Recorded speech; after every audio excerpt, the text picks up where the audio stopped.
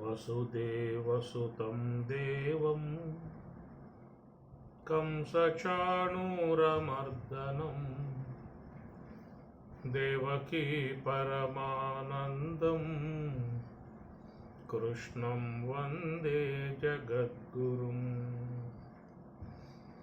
संसारसागरं घोरं तर्तुमिच्छति यो नरः गीतानामं समासाद्य पारं याति सुखेन सह पारं याति सुखेन सह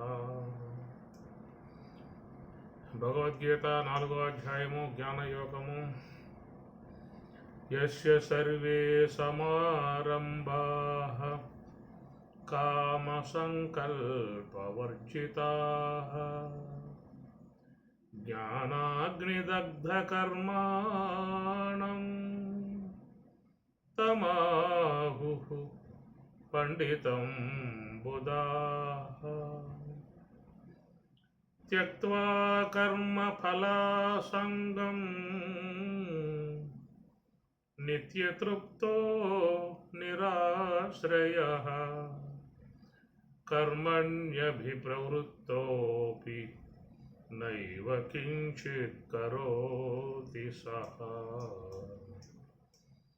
నిరాశీర్యత చిత్తాత్మా త్యక్త సర్వపరిగ్రహః శారీరం కేవలం కర్మ కుర్వన్నాప్నోతి కిల్బిషం యదృచ్ఛాలాభసంతుష్టః ద్వంద్వాతీతో విమత్సరః సమసిద్ధావసిద్ధౌ చ కృత్వాపి న నిబధ్యతే.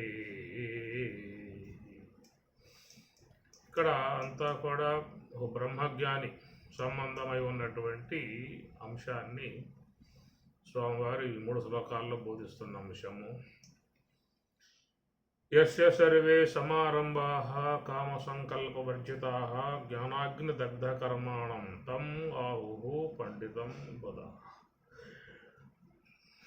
ఈ శ్లోకం యొక్క అంశాన్ని మనం గతంలో ఒక మార్గంగా చెప్పుకోవడం జరిగింది. మరొక అంశం ఏంటంటే, ఎందుకంటే మీకు 20 శ్లోకము 21, 22 వరకు దీంట్లో ఒక స్వరూప అనుభవాన్ని పొంది ఉన్నటువంటి మహాత్ముని లక్షణాలు ఇక్కడ చెప్పుకురాబోతారు. దానికి మూలం 19వ శ్లోకం. యస్య ఎవని యొక్క సర్వే సమస్తమగు కామాః సంకల్పాః వర్జితాః, కామాః కోరికలు, సంకల్పాః సంకల్పములు, వర్జితాః వర్జింపబడ్డటువంటి ఆరంభాః బాగుగా ఆరంభాః ఆరంభింపబడ్డటువంటి పనులు. ఇది ఒక మౌలికమై ఉన్నటువంటి అంశము. నివృత్తి మార్గము అనేటువంటి అంతర్ముఖ ప్రయాణం, బ్రహ్మం వద్దకు పోయేటువంటి ప్రయాణం. నివృత్తి మార్గం అనేటువంటిది బ్రహ్మము సన్నిధికి తీసుకుపోతున్నటువంటి ఒక ప్రయాణము. ప్రయాణకాలే మనసా అచలేన అని మీకు 8వ అధ్యాయంలో కూడా స్వామివారు ప్రస్తావిస్తారు. అక్కడ దీన్ని ఒక ప్రయాణ కాలము, మనసా అచలేన, మనస్సుని నిశ్చలముగా చేసినప్పుడు కలిగేటువంటి ఒకనొక ప్రయాణము. యానం అంటేనే గమనం, యా ప్రాప గమనం. కాబట్టి యానం అంటే గమనం, ప్రయాణం అంటే సాగిపోతున్నటువంటి దానం. ఇదొక అద్భుతమై ఉన్నటువంటి ప్రయాణము. ఈ ప్రయాణము అనబడేటువంటిది మనసా అచలేన,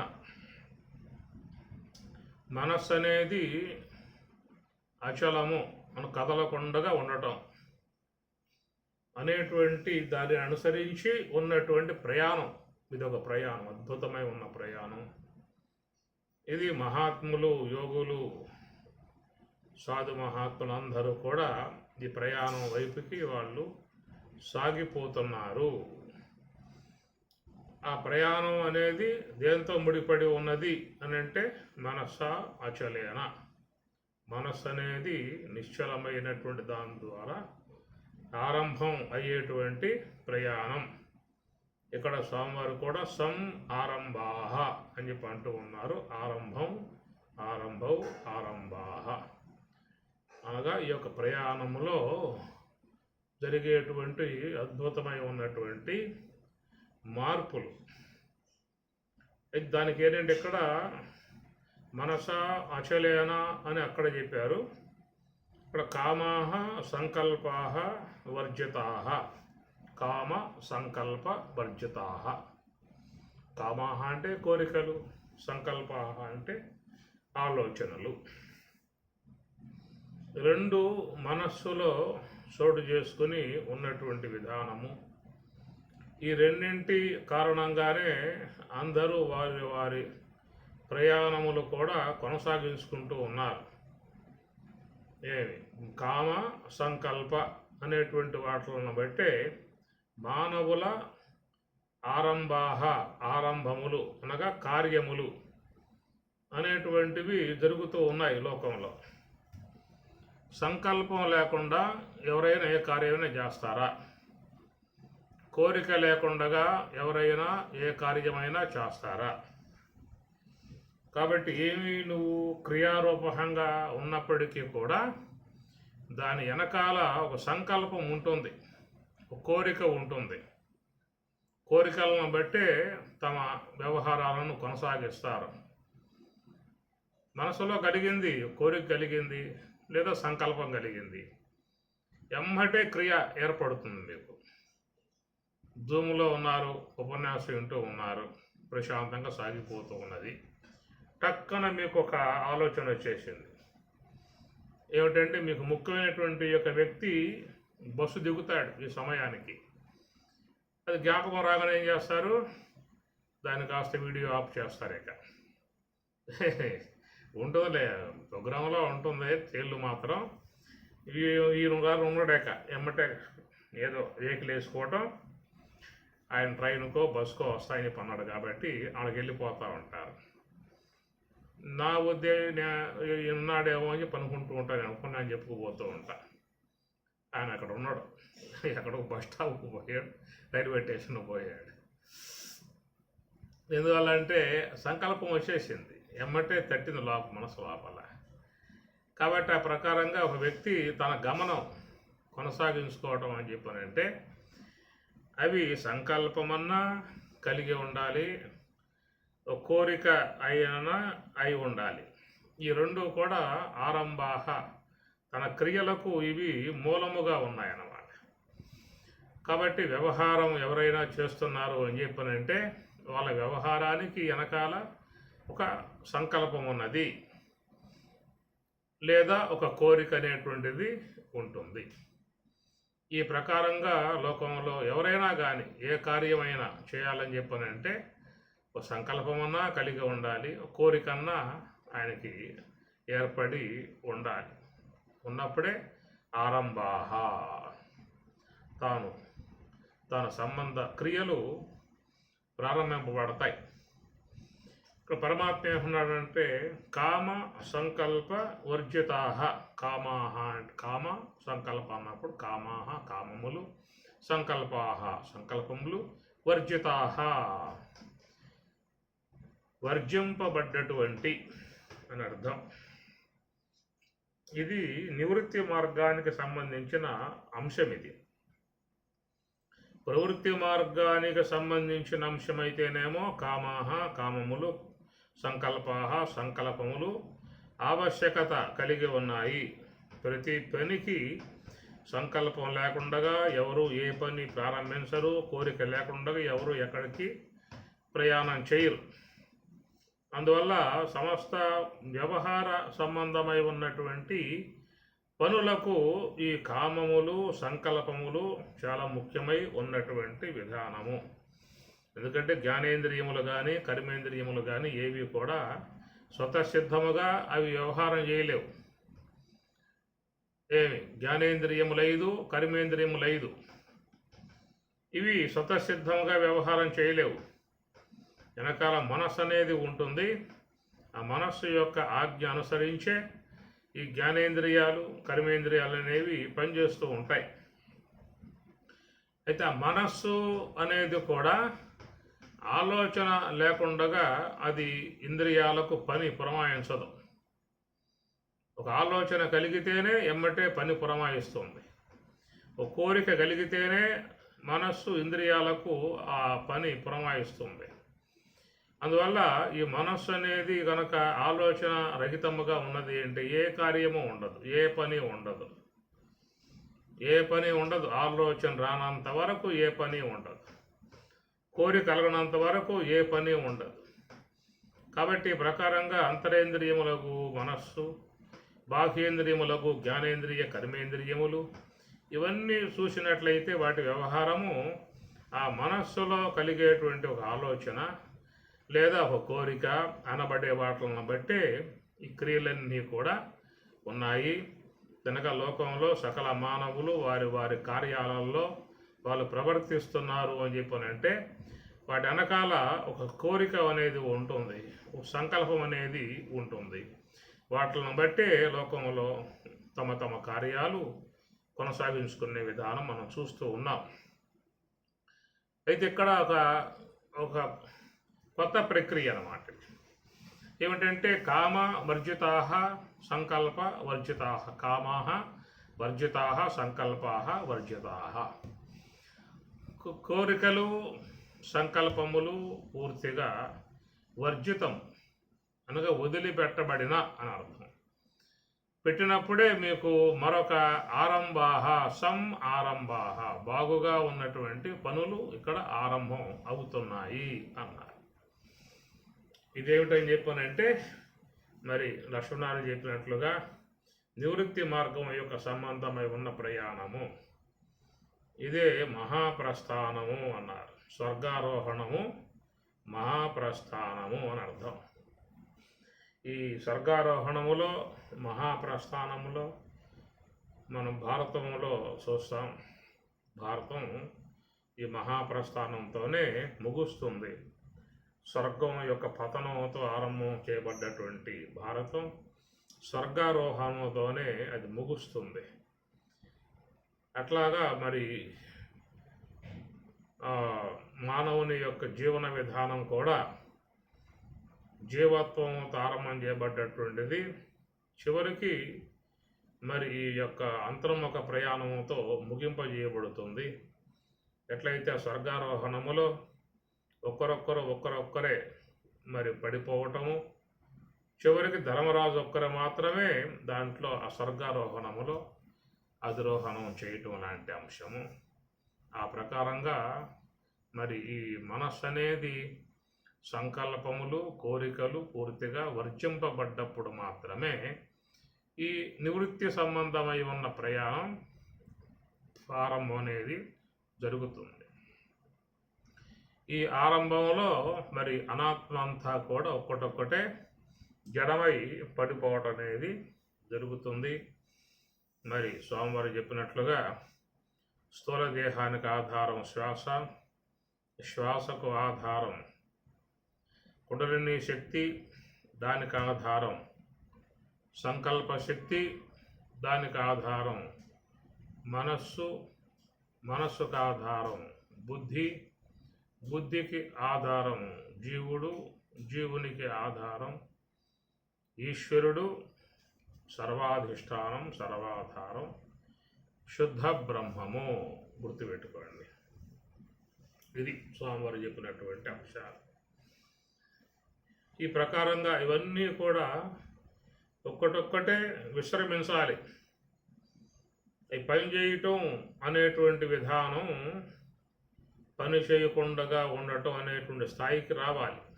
ఇది ఆరంభం, ప్రారంభం, సమారంభం. ఆరంభమవుతాయి. అనగా ఈ శ్వాస గమనం తగ్గటము, స్థూల దేహం జడం కావటము, కుండలిని శక్తి నిశ్చలం కావటము, సంకల్పాలు పూర్తిగా ఆగిపోవటము, మనస్సు బుద్ధిలో విలీనం కావటము, ఆ బుద్ధి జీవునిలో లయం కావటము, ఆ జీవుడు శివైక్యమును చెందటము, ఈ శివతత్వాన్ని ఈశ్వరతత్వాన్ని కూడా దాటి శుద్ధ బ్రహ్మమును పొందటము. ఇదొక మోక్ష సంబంధమై ఉన్నటువంటి ఈ ప్రయాణ విధానములో ఉన్న పనులు ఆరంభింపబడతాయి అని అర్థం. ఎప్పుడని చెప్పానంటే కామ సంకల్ప వర్జితాహ, ఈ రెండు కూడా పూర్తిగా వదిలిపెట్టినప్పుడు మాత్రమే. నహ్య సన్యస్స సంకల్ప యోగి నభవతి కశ్చన, హి ఏలయనగా నహ్య నాహి సంకల్ప, ఎవరైతే సంకల్పములను త్యాగము చేయడో వదిలిపెట్టడో యోగి నభవతి, అటివాడు యోగి కాజాలడు అని పరమాత్మ అంటాడు. కాబట్టి సర్వ సంకల్ప సన్యాసి, సర్వ కామ సన్యాసి, ఏమి సర్వ సంకల్ప సన్యాసి అని అన్నాడు. సర్వ కామ సన్యాసి అని కూడా మనం చెప్పుకోవాలి. కోరికలు సంకల్పాలు రెండు కూడా మనస్సు నుంచి ఉత్పన్నమయ్యేటువంటియే. మనస్సులో చేరి ఉన్నటువంటి అంశములు ఈ కోరికలు సంకల్పాలు అనబడేటువంటివి. ఈ రెండు ఏం చెప్పుకున్నామంటే వ్యవహార సంబంధమై ఉన్న కార్యములు కావటానికి ఇవి ఆధారం. వ్యవహార సంబంధమై ఉన్న కార్యములు కావాలంటే ఇవి ఉండాలి. పారమార్థికమై బ్రహ్మం వద్దకు పోయే విధానములో మరి ఇవన్నీ కూడా జడమై పడిపోవాలని చెప్పనంటే అనగా శ్వాస ఆగిపోవాలి, మనస్సు ఆగిపోవాలి, బుద్ధి నిశ్చలం కావాలి, ఇంద్రియములన్నీ కూడా తన వ్యాపారం ఆగిపోవాలి. ఇదంతా ఒక సంబంధం అన్నమాట. కాబట్టి ప్రకారంగా ఇవన్నీ కూడా తమ వృత్తులు లేకుండా ఆగిపోగలిగేటువంటి విధానం ఎలా ఏర్పడుతుంది అనేటువంటి మాటకి కామాహ సంకల్పాహ వర్జితాహ, వదిలిపెట్టగలిగితేనే అని అర్థం. నేను ధ్యానం చేస్తూ ఉన్నాను, సంకల్పాలు వస్తూ ఉన్నాయి, అవి ఆగటం లేదు అనేది ప్రతి ఒక్క వ్యక్తిలో సాధారణం కలిగేటువంటి ఒక సమస్యాత్మకమై ఉన్న విషయము. ఆగటం అలా వస్తూ ఉన్నాయి. ఈ ప్రకారంగా వచ్చే విధానంగా ఉన్నప్పుడు నీవు మరి ఇక్కడ ఏ అంతర్ముఖ విధానంలో కలిగేటువంటి మార్పులు ఉన్నాయో అవి మాత్రం వచ్చే అవకాశం మాత్రము లేదు. ఇవన్నీ కూడా మరి జడమై పడిపోకుండా నువ్వు బ్రహ్మము శుద్ధ బ్రహ్మమును చేరే అవకాశం మాత్రము ఉండదు. అది అసాధ్యము అన్నారు. దుస్సాధ్యము. అసంశయం మహాబాహో మనో దుర్నిగ్రహం చలం. అయా మనస్సు నిగ్రహించడం కొంచెం కష్టంతో కూడిన పనే, దాంట్లో సంశయమే లేదని పరమాత్మ కూడా అంగీకరించినటువంటి అంశము. అందుచేత క్లేశ అధికతర తేషాం అవ్యక్త ఆసక్త చేతసాం, ఈ బ్రహ్మము యొక్క స్వరూపానుభవాన్ని పొందాలన్న ఆలోచన ప్రయత్నం ఉన్నటువంటి వారికి క్లేశ అధికతర, ఈ క్లేశం అనగా దుఃఖకరమైనటువంటి యొక్క అంశం మాత్రం తప్పదు అన్నాడు. ఎందుకంటే అనాత్మ సంబంధమై ఉన్నటువంటివన్నీ కూడా ఒక అనాత్మ వైపుకే ప్రయాణం చేసేటువంటివిగా ఉన్నాయి. కాబట్టి ఎంతో కాలం మన యొక్క జీవన కాలం అంతా కూడా ఈ కామములు సంకల్పాలతోనే కొనసాగుతున్నటువంటి వ్యవహారం. ఇప్పటిది కాదు, మనకు 50 ఏళ్ళు అయ్యాయా, 60, 70, 80 ఏళ్ళు అయ్యాయా, ఈ 80 ఏళ్ళ కాలం నుంచి ఈ సంకల్పాలు ఈ కోరికలతోనే జీవన గమనం కొనసాగుతూ ఉన్నది. అనేక కార్యారంభములను ఆరంభం చేస్తూ ఉన్నాము, ముగింపు చేసుకుంటూ ఉన్నాం. కనుక వ్యవహారానికి సంబంధించి ఉన్నంత వరకు ఈ జీవితంలో ఈ కామము సంకల్పాలతోనే మన జీవన గమనం కొనసాగుతున్నటువంటి పరిస్థితి. వ్యవహారాలను సిద్ధింపజేసుకుంటానికి ఎన్నో సంకల్పాలు మనం వాడుకుంటూ ఉన్నాం. ఒక కోరిక కలిగిందని చెప్పానంటే ఆ కోరిక కూడా నిర్వర్తింపజేసుకోవడానికి ఎన్నో సంకల్పాలు కూడా అక్కడ వినియోగింపజేయాల్సి ఉంటుంది. ఒక విషయం ఉందంటే దానిని అనేక కోణాలలో ఆలోచన చేస్తారు. ఇది చేస్తే మనకి పర్వాలేదా, ఇబ్బంది వస్తుందా, దీనికంటే ప్రత్యామ్నాయం వేరే రకంగా ఇంకోటి ఉన్నదా అనే విధాయకాలుగా ఎన్నో ఆలోచనలు చేసే మనం అనుకున్న దాన్ని సాధించుకోవటం జరుగుతున్నది. కాబట్టి ఇది వ్యవహారముతో ముడిపడి ఉన్నటువంటిది కామములు సంకల్పములు. వర్జితాహ, ఆ రెండింటిని కూడా వదలటము అనేటువంటిది మరొక అంశముతో ముడిపడి ఉన్నటువంటి విధానం.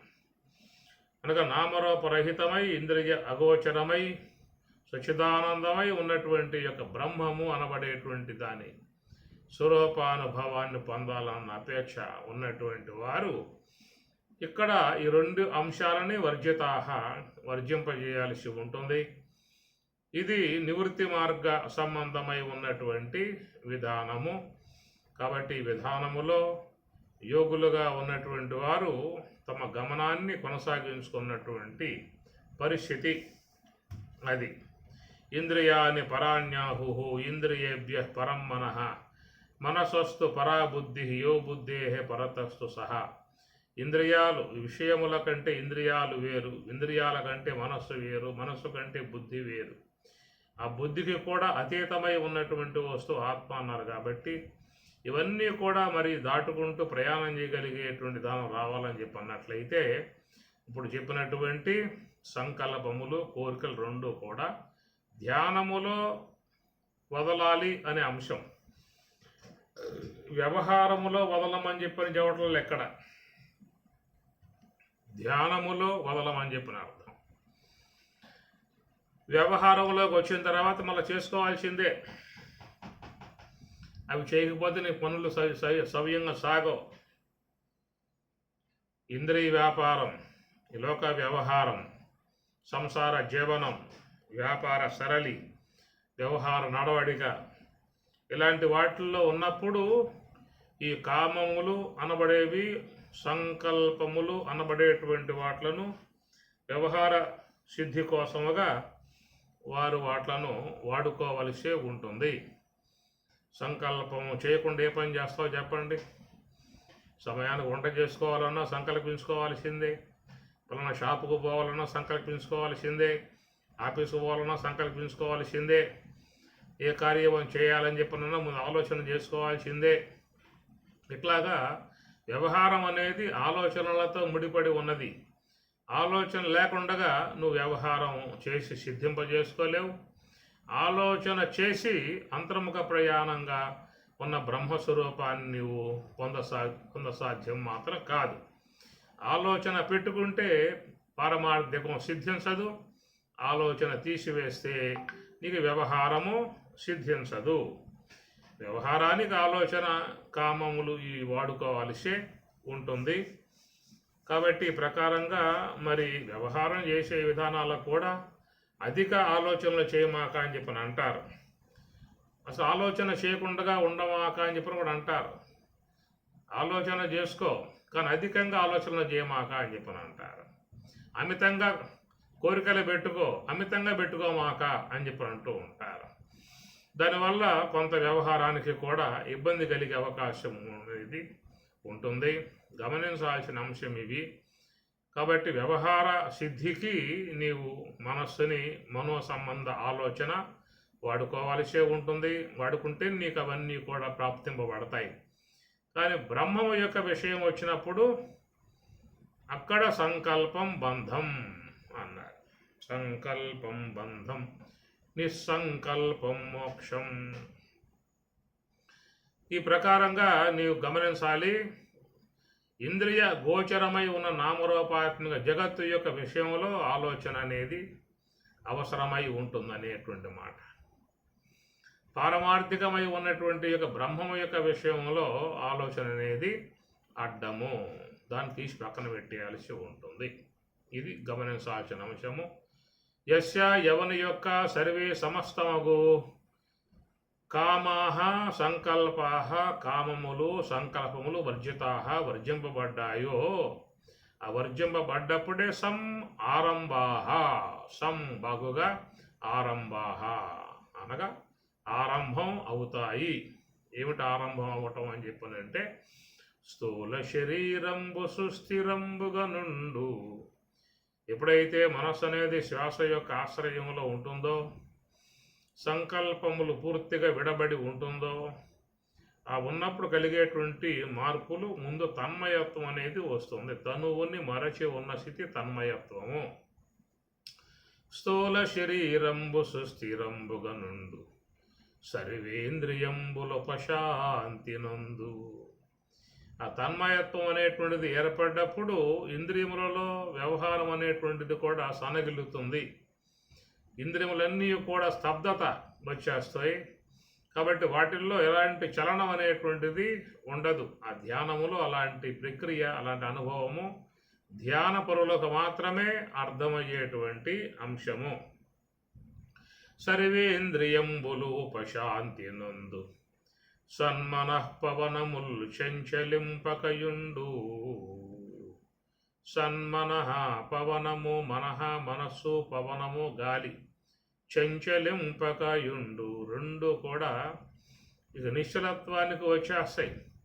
ఎంతెంత మనస్సు అనేది ఆగుతూ ఉండే విధానం ఉంటుందో అంతంతగా శ్వాస కూడా తన గమనాన్ని తగ్గించుకుంటుంది. శ్వాస తన గమనాన్ని అది మెల్లమెల్లగా తన గమనం తగ్గించుకునే విధానం అనేది వస్తుంది. మనస్సులో కలిగే కొద్దీ శ్వాస గమనములో కూడా కదలికలు లేకుండా నిశ్చలత్వం విధానము ధ్యానములో వచ్చేటువంటి ఒకనొక అనుభవం.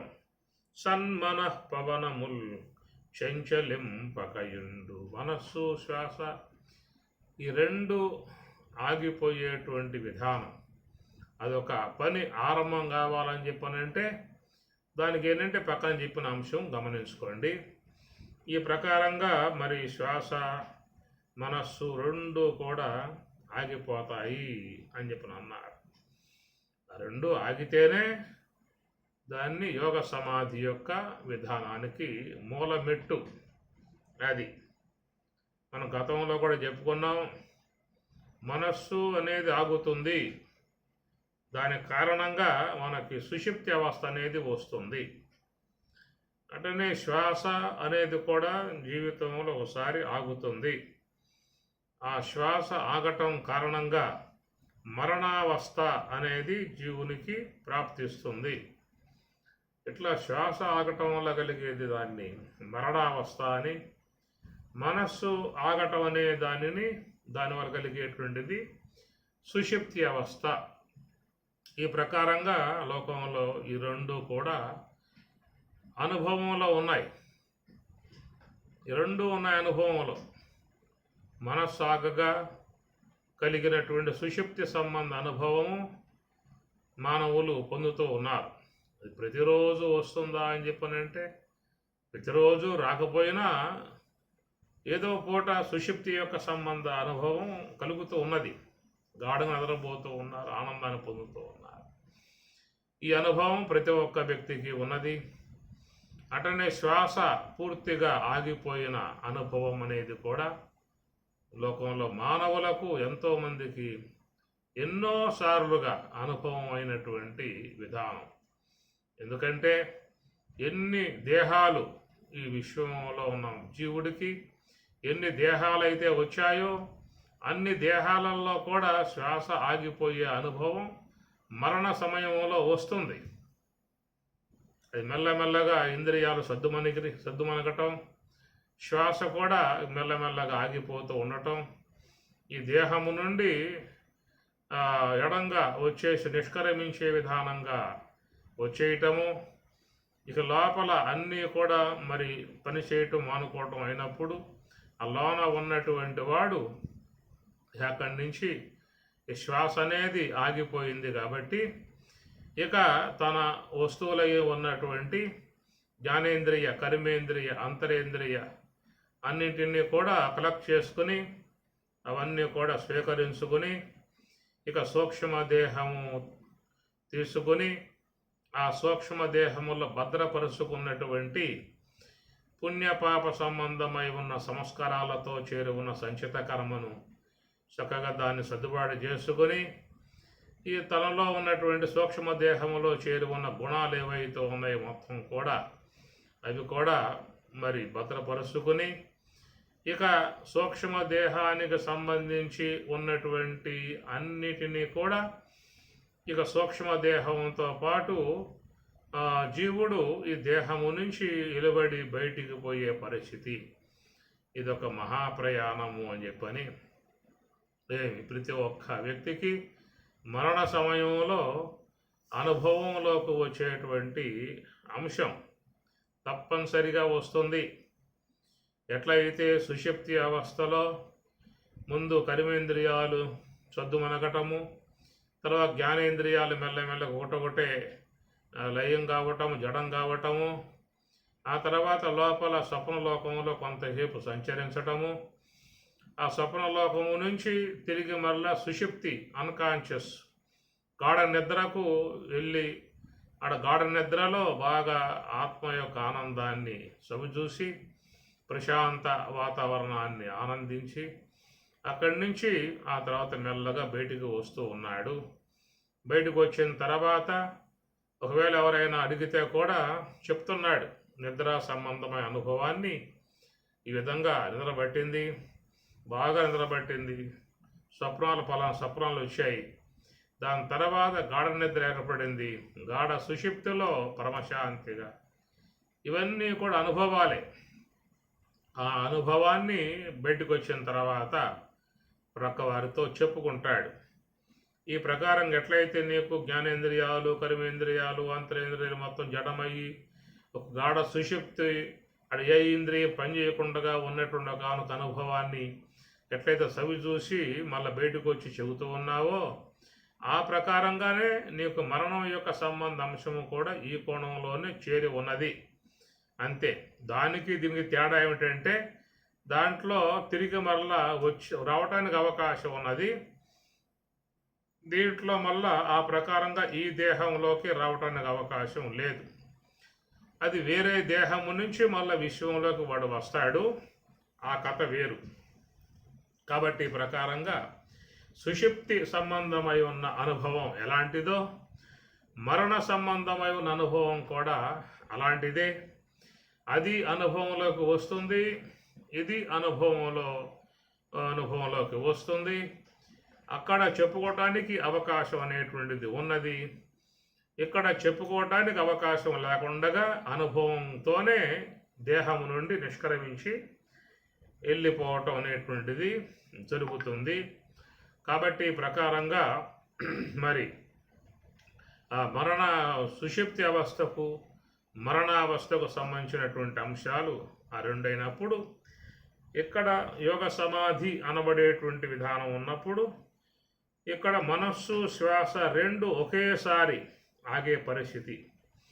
అక్కడేమో వేరువేరుగా ఆగే పరిస్థితి. నిద్ర అనే దానికేమో మనస్సు ఆగాల్సి ఉంటుంది, మరణావస్థ అనే దానికేమో శ్వాస అనేది ఆగాల్సి ఉంటుంది.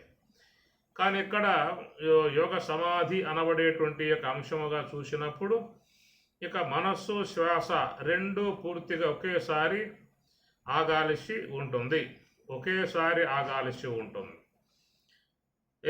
ఈ ఒకేసారి ఆగటం వల్ల కలిగేటువంటి యొక్క అనుభవము దీన్ని యోగ సమాధికి సంబంధించిన అనుభవము విధానం అవుతుంది. కాబట్టి సన్మనఃపవనముల్ చెంచలింపకయుండు ఇదొక అనుభవం.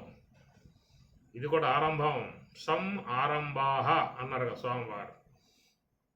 ఇది కూడా మరి ఆ ధ్యానములో వర్జితాహ కామాహ సంకల్పాహ వర్జితాహ. ఈ పని ముందు కావాలి. ఈ పని అయిన తర్వాతే మిగతా సంబంధమై ఉన్న సబ్జెక్టు ఆరంభమయ్యే విధానం ఉంటుంది. కాబట్టి ఈ పని నువ్వు ముందు ప్రారంభం చేసుకోవాలి. కాబట్టి ఇది జీవుని యొక్క సాధకుని యొక్క పరిధిలో చేరి ఉన్నటువంటి అంశము. ఆ మనస్సును తీసుకువచ్చి శ్వాస మీద కూర్చోబెట్టి ఇక మధ్యలో జారిపోకుండా ఆలోచనలు వస్తూ ఉంటాయి, కోరికలు వస్తూ ఉంటాయి. ఆ రెండింటినీ కూడా రానివ్వకుండా, వాటి జోలికి పోకుండా, ఒకవేళ వచ్చినా వాటిని ఎమ్మటే లేకుండా చేయగలిగే విధానంగా సాధకుడు చేసుకోవాల్సి ఉంటుంది. ఇది వానికి సంబంధించినటువంటి అంశము. ఆ తర్వాత జరిగేటువంటి మనస్సు పూర్తిగా నిశ్చలం కావటము, శ్వాస ఆగటము, తన్మయత్వం రావటము, ఇప్పుడు చెప్పేవన్నీ కూడా లోపల ఈశ్వరుని యొక్క సంబంధమై ఉన్నటువంటి అంశము. సన్మనఃపవనములు చంచలింపకయుండు కామాది శత్రువర్గము నశింసు స్ఫురత్తు అమానిత్వాది సుగుణములు సమకూరు ఘన గుణాతీత లక్షణమునదవు. ఇవన్నీ చూసినట్లయితే ఒక ఈశ్వరాజ్ఞతో జరిగేటువంటి పనులు, అక్కడేక ఆ సర్వేశ్వరుడే ఆ నివృత్తి మార్గ సంబంధమై ఉన్న అంశాన్ని ఆయన నడిపే విధానం ఏర్పడుతుంది. జీవుడి యొక్క పని ఏమిటంటే శ్వాస యందు మనసు పెట్టి సంకల్పములు రాకుండగా వర్జితా కామ సంకల్ప వర్జితా, ఈ పని వరకు మాత్రమే వాడు పరిపూర్తి శ్రద్ధ వహించి చేయాల్సి ఉంటుంది. తర్వాత కలిగేటువంటి యొక్క మార్పులన్నీ కూడా లోపల సర్వేశ్వరుడే, ఆయన అదంతా కూడా చూసుకుంటాడు. ఎన్ని ఆరంభం కావాలంటే నువ్వు ఈ పని చేయాలని చెప్పి అర్థం ఎక్కడ? ఆరంభాహ, ఈశ్వరుని ద్వారా ఏ యొక్క లోపల మరి మార్పులైతే ఉన్నాయో, అంతర్ముఖ ప్రయాణంలో మార్పులు ఉన్నాయో అవన్నీ కూడా ఈశ్వరుడు ఆయన ఆజ్ఞతో జరిగేటువంటి పనులన్నీ కూడా. దానికి ముందు నువ్వు చేయాల్సిన పని ఏమిటంటే కామ సంకల్ప వర్జితా, నీవు వీట్లను రానివ్వకుండా చూడగలవా? వీట్లను ఉత్పన్నం కాకుండా ఆపగలవా? ఇది ప్రతి ఒక్క సాధకునికి ఉన్నటువంటి ఒక బాధ్యత అన్నమాట. అది చేయగలగాలి. చేస్తేనే ఆ తర్వాత జరిగేటువంటి యొక్క పరిణామాలు అది ఈశ్వరుని యొక్క పరిధిలో జరిగేటువంటి అంశములు అర్థం. గమనించండి.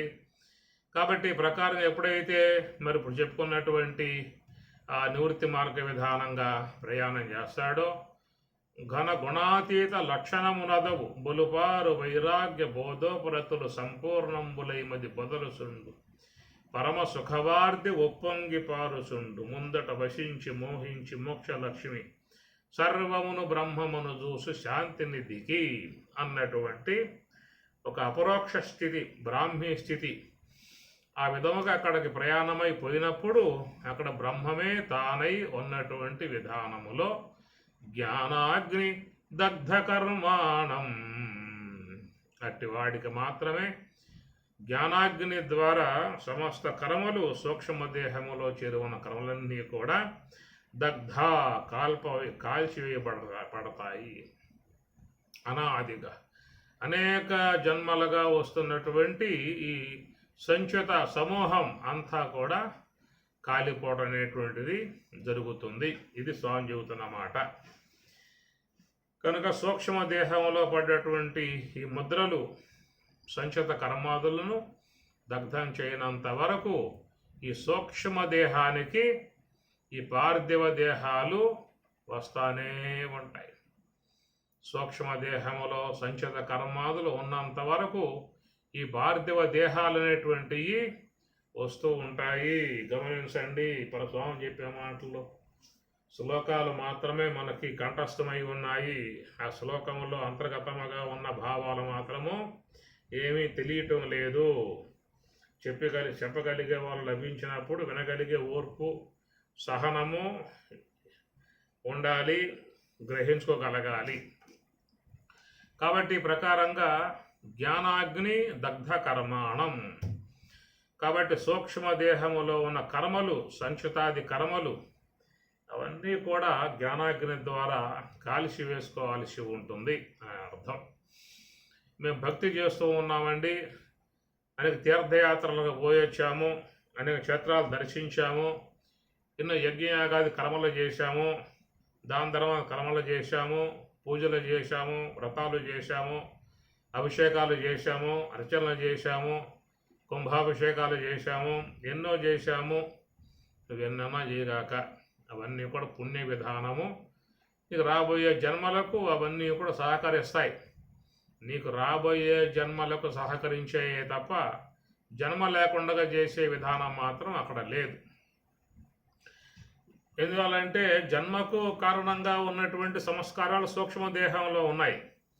నువ్వు చేసేవన్నీ కూడా మళ్ళా పుణ్య సంబంధ సంస్కారముగా లోపల చేరుతుందే తప్ప లోన ఉన్న కర్మను దగ్ధం చేయగలిగే శక్తి వాడికి లేదు. ఎందుకంటే సూక్ష్మదేహంలో ఉన్న కర్మ అది దోషయుక్తమై ఉండవచ్చు, పుణ్యయుక్తమై ఉండవచ్చు.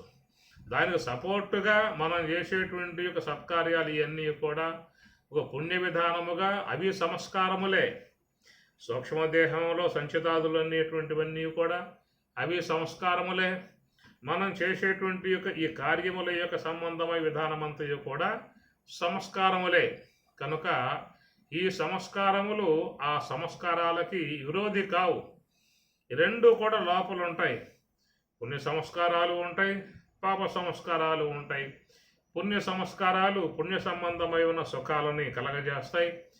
పాప సంబంధమైన సంస్కారాలు పాప సంబంధ విధానంలో దుఃఖాలని కలగజేస్తాయి. కాబట్టి మానవ జీవితం అంతయు కూడా ఏంటంటే సుఖ దుఃఖాల సమ్మేళనము. ఎప్పుడు సుఖపడుతూనే ఉండడు, ఎప్పుడు ఏడుస్తూనే ఉండడు. కాబట్టి సుఖాలు వస్తూ ఉంటాయి, దుఃఖాలు వస్తూ ఉంటాయి. రెండు కూడా జీవనంలో సరిసమానంగా అవి నడుస్తూ ఉండేటువంటి విధానం కనుక ఈ సుఖ దుఃఖాలు అనేటువంటివన్నీ కూడా పుణ్యాన్ని బట్టి సుఖాలు, పాపాన్ని బట్టి దుఃఖాలు అని చెప్పేసి అని రెండు సంప్రాప్తింపడుతూ ఉంటాయి. కనుక మనం ఆచరించేటువంటి యొక్క ఈ సత్కారాలన్నీ కూడా సంస్కారములకు ఏర్పడి రాబోయే జన్మలకు చక్కటి ఉత్తమ దేహాలు, ఉత్తమ జన్మలు, ఉత్తమ భోగాలు, ఉత్తమ లోకాలు ఇవన్నింటికీ కూడా ఉపయోగపడేటువంటిదిగా ఉన్నది ఈ సంస్కారం. ఎవరైతే బ్రహ్మజ్ఞానము, బ్రాహ్మీ అనుభవము, బ్రాహ్మీ స్థితి, ఏషా బ్రాహ్మీ స్థితి పార్థ పరమాత్మ అన్నట్లుగా ఆ బ్రహ్మ నిర్వాణం లభంతే, బ్రహ్మ నిర్వాణం బ్రాహ్మీ అనుభవాన్ని కోరినటువంటి వారు మరి ఆ సూక్ష్మదేహంలో అనాదిగా పడి ఉన్నటువంటి కర్మను సమూలముగా కాల్చివేయాల్సి ఉంటుంది. ఈ కాల్చివేయగలిగేటువంటి యొక్క విధానం ఒక యోగాగ్ని, దాన్నే బ్రహ్మాగ్ని, ఆత్మాగ్ని, ఆత్మ సంయమ యోగాగ్నౌ అన్నారు. కాబట్టి ఆ ప్రకారంగా లోపల జరిగేటువంటి ఒకనొక మార్పు, ఆ యోగ సంబంధమై ఉన్న ప్రక్రియలో ఏర్పడేటువంటి ఒక మార్పు విధానాన్ని అనుసరించి మరి సూక్ష్మదేహంలో పడ్డ కర్మంతా కూడా దగ్ధం చేయబడుతుంది అని స్వామి చెబుతున్న మాట. జ్ఞానాగ్ని దగ్ధ కర్మాణం. ఆ ప్రకారం ఎవరైతే నివృత్తి మార్గంలో ప్రయాణం చేసి మరి ఒక్కొక్క అన్నమయ కోశము, ప్రాణమయ కోశము, మనోమయ కోశము, విజ్ఞానమయ కోశం అన్నింటినీ కూడా అధికరించేటువంటి విధానం. ఏతం అన్నమయం ఆత్మానం ఉపసంక్రమ్య, ఏతం ప్రాణమయం ఆత్మానం ఉపసంక్రమ్య, ఏతం విజ్ఞానమయం ఆత్మానం ఉపసంక్రమ్య, ఏతం ఆనందమయం. ఇన్ని ప్రకారంగా మనకు తైత్రీయం కూడా చెబుతున్నటువంటి మాట. ఇలాంటి ప్రక్రియలు ఆరంభం కావాలంటే కామ సంకల్ప వర్జితాః. నువ్వు ఈ పని చేయగలిగితే ఆ పనులు లోపల ఆరంభం చేయబడతాయి. ఈ ప్రకారంగా చేయబడి అనాత్మ అంతా కూడా దాటి యోగ సమాధి యందు బ్రహ్మమే నీవై, నీవే బ్రహ్మమై ఉన్నటువంటి విధానముగా ఆ స్థితి రాగలిగితే అప్పుడు ఆ జ్ఞానాగ్ని ద్వారా సూక్ష్మదేహంలో ఉన్నటువంటి సమస్త కర్మంతా కూడా దగ్ధం చేయబడుతుంది అన్నారు. అట్లా చేయబడ్డటువంటి వాడిని ఏమంటారయ్యా అంటే తం ఆహుహు పండితం బుధాః. తం అట్టి వారిని పండితం పండితుడిగా, బుధాః విజ్ఞులు, జ్ఞానులు, మహాత్ములు, ఆహుహు చెప్పుదురు అన్నారు. వాడినే పండితుడు అంటారు. ఏ పండితుడు అంటే ఏదో 4 శాస్త్రాలు అధ్యయనం చేసి పట్టు షవలా కప్పుకొని ఈ ఉదిరాకలు పెట్టుకొని జపమాల మేడలో వేసుకుని ఇలాంటి విధానం కలిగి ఉన్నటువంటి వారిని లోకంలో పండితులు అని చెప్పనే మాటగా పిలుస్తూ ఉంటారు. ఇది మన యొక్క సంబంధమై ఉన్నటువంటి ఆలోచన విధానం లోకంలో చూసిన దాన్ని బట్టి అంటూ ఉంటాం. ఇక్కడ పరమాత్మ భగవంతుడు చెబుతున్నటువంటి మాట పండితుడు అని చెప్పనంటే స్వరూప అనుభవమును పొంది బ్రాహ్మీ అనుభవాన్ని పొంది సూక్ష్మ దేహములో చేరి ఉన్నటువంటి కర్మలు అనేక జన్మలుగా వస్తున్న కర్మలు అనేక జన్మలకు హేతువుగా ఉన్న కర్మలను కాల్చివేసుకొని స్వరూప అనుభవాన్ని పొంది ఉన్నటువంటి యొక్క వాడినే పండితుడు అంటారు. మీకు ఈ మాట పరమాత్మ 2వ అధ్యాయంలో కూడా చెప్పుకొచ్చారు. నాసతో విద్యతే భావో నాభావ తత్వదర్శిభిః విద్యావనే సంపన్నే బ్రాహ్మణే గవిహస్తిని సునిశైవ స్వపాకే చ పండితాః సమదర్శనః. అక్కడ వాడతాడు మళ్ళా పండితాః సమదర్శనః. సమదర్శనః సమ అంటే బ్రహ్మము, నిర్దోషం హి సమం బ్రహ్మ అన్నారు. కనుక నిర్దోషము దోషరహితము అంత విశ్వవ్యాపకమై ఉన్నటువంటి ఏ బ్రహ్మమైతే ఉన్నదో ఆ బ్రహ్మమే మరి సమ అన్నారు. సమదర్శన బ్రహ్మమును దర్శించి ఉన్నటువంటి వాడినే మరి పండితుడు అన్నారు. పండితాః సమదర్శన చక్కటి మాట. ఇక్కడ కూడా బుధాహ బుధులు పండితం అట్టి వాడిని పండితుడుగా చెప్పటం జరుగుతుంది. సమస్త కర్మలు దగ్ధం చేసుకుని స్వరూప అనుభవములో ఉన్నటువంటి విధానము గల అతనిని పండితుడు అంటారు. అట్టి బ్రహ్మజ్ఞానికి సంబంధించినటువంటి అంశములే మీకు 20, 21, 22 శ్లోకాలలో స్వామి గారు ఆ మహానుభావుని కొనియాడుతూ ఉన్నాడు. త్యక్త్వా సర్వక ఫలాసంగం నిత్యతృప్తో నిరాశ్రయః కర్మణ్యభిప్రవృత్తోపి నైవ కించిత్ కరోతి సహ త్యక్త్వా కర్మఫలాసంగం. కర్మఫలాసంగం కర్మల యొక్క సంబంధమై ఉన్న ఫలాలను ఆశించే విధానముగా లేడు. నిత్యతృప్త నిరాశ్రయ. నిత్యతృప్త నిత్యం ఎల్లప్పుడూ కూడా తృప్తిగా ఉండేవాడు. ఎందువల్లంటే మరి బ్రహ్మమే ఆయన సొంతం అయినప్పుడు ఇంకా వాడికి కొరవేముంది జీవితానికి. సమగ్ర సంపూర్ణమైనటువంటి యొక్క పరమశాంతితో బ్రహ్మానందముతో ఉన్నటువంటి వాడు మరి ఏ కర్మలను ఆచరించే అవసరం లేదు. ఆ కర్మలు చేయటం వల్ల వాటి నుంచి వచ్చే ఫలితాలు కూడా వాడు ఆశించేది ఏమి ఉండదు. కాబట్టి కర్మఫలాసంగం నిత్యతృప్త నిరాశ్రయ. నిరాశ్రయ దేనిని కూడా ఆశించాల్సినటువంటి యొక్క అవసరం అతనికి లేదు అన్నాడు. కర్మణి అభిప్రవృత్త అపి కర్మయందు ప్రవృత్త అపి ప్రవర్తిస్తూ ఉన్నప్పటికీ కూడా నా ఏవ కించిత్తు కరోతి సహా అతడు ఏమీ కూడా చేసిన వాడే కాడు అన్నాడు. నిరాశీర్యత చిత్తాత్మా త్యక్త సర్వ పరిగ్రహ శారీరం కేవలం కర్మ కుర్వన్నాప్నోతి కిల్బిషం. నిరాశీహి యత చిత్తాత్మా. నిరాశీహి వానికి ఎలాంటి యొక్క వ్యవహారముల యందు ఆశ అనేటువంటిది లేనటువంటి వాడు. యత చిత్తాత్మ యత నియమింపబడ్డటువంటి చిత్త ఆత్మ మనస్సుని చిత్తాన్ని కూడా యత ఎల్లప్పుడూ నియమిస్తూ ఉన్నటువంటి వాడు. త్యక్త సర్వ పరిగ్రహ సర్వ పరిగ్రహములన్నీ కూడా త్యక్త వదిలిపెట్టినటువంటి వాడు. శారీరం కేవలం కర్మ కుర్వన్నాప్నోతి కిల్బిషం. శారీరం కేవలం కర్మ ఈ శరీరముతో చేస్తున్నటువంటి కార్యాలు ఏవైతే ఉన్నాయి పనులు అవన్నీ కూడా కురవన్ చేస్తూ ఉన్నప్పటికీ కూడా కిల్బిషం నా ఆప్నోతి, అతివాడు ఎలాంటి యొక్క దోషాలు పొందే విధానం అనేటువంటిది ఉండదు అని చెప్పి అంటున్నారు. ఎందుకంటే లోపల బ్రహ్మజ్ఞానాగ్ని ప్రజ్వలిస్తూ ఉన్నది కనుక ఈ కర్మలు చేయటం వల్ల ఏమన్నా దోషాలు లాంటివి వచ్చినప్పటికీ కూడా అవి అతనిని అంటవు అని చెప్పి అన్నారు.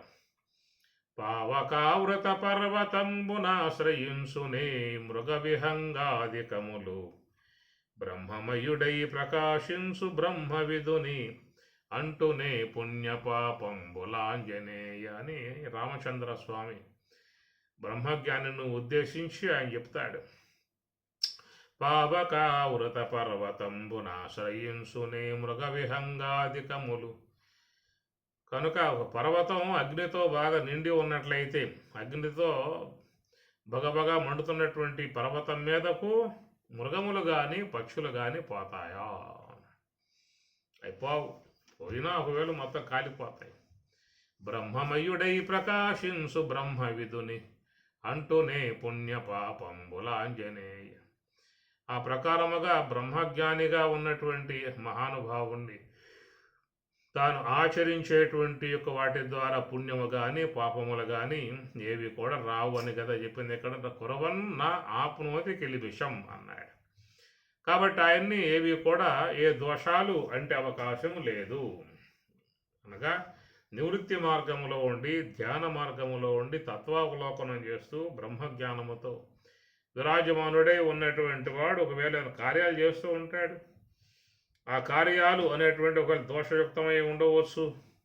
దోషయుక్తమై ఉన్న కార్యాలైనప్పటికీ కూడా ఆ దోషాలు వాళ్ళనేమి కూడా అంటవు అని అర్థం.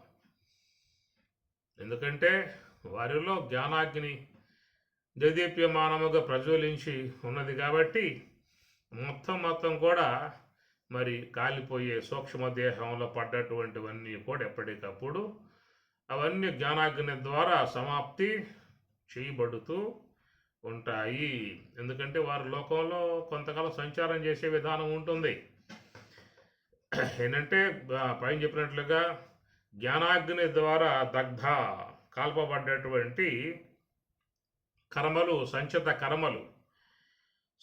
కర్మ దగ్ధమైంది. సూక్ష్మదేహంలో సంచితం దగ్ధమైంది. కానీ ఈ ప్రారబ్ధం అనేది మరి ఉంది కదా, ప్రారబ్ధం భోగతో నశ్యేతు. శంకరాచార్యుల వారు కూడా భూతం భావిష దుష్కృతం ప్రదహత దహింపబడింది అన్నాడు. ప్రారబ్ధాయ సమర్పితం సోపు ఇత్యేషా మనీషా మమ. ఈ ప్రారబ్ధ కర్మ అనేటువంటిది మాత్రం దేహాన్ని అంటిపెట్టుకుంది కాబట్టి ఆ ప్రారబ్ధం అనేది జీవితంలో అనుభోక్తవ్యముగా ఉన్నది. కనుక బ్రహ్మావలోకనం చేసే బ్రహ్మజ్ఞానిగా ఉన్నప్పటికీ కూడా మరి ప్రారబ్ధం యొక్క కారణంగా ఆయన కొంతకాలం పాటు ఈ విశ్వంలో సంచారం చేయాల్సిన ఆవశ్యకత ఉంటుంది. కనుక యోగ సమాధికి పోతూ ఉంటాడు, మళ్ళీ బయటకు వస్తూ ఉంటాడు. ఉత్థానావస్థ అని చెప్పని అంటారు. కనుక యోగ సమాధికి పోయినప్పటికి కూడా మళ్ళీ బయటికి వస్తాడు, బయటకు వచ్చి వ్యవహారం చేయాలి.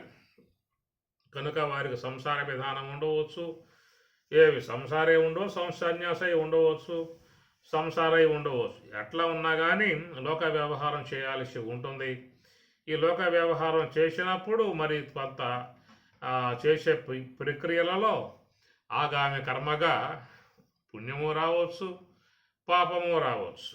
అది వాళ్ళు చేసే కార్యాలలో పాపం ఉంటుందా అని చెప్పి అనుకోమాకండి. ఒకవేళ ఉంటే కూడా ఉండొచ్చు.